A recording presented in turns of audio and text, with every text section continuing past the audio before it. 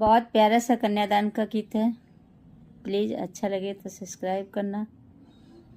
कथी के चटैया पापा हो बैठल बानी, हमरो के बैठौले बानी ना।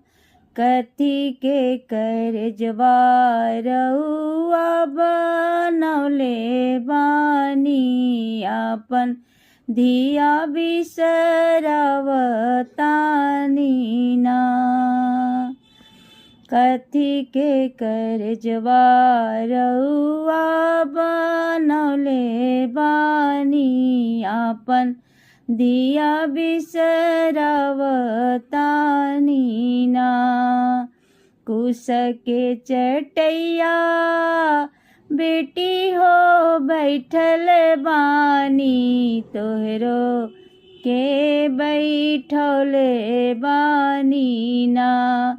काठ के करजवा हम बनौले बानी, आपन धिया बिसरवतानी ना।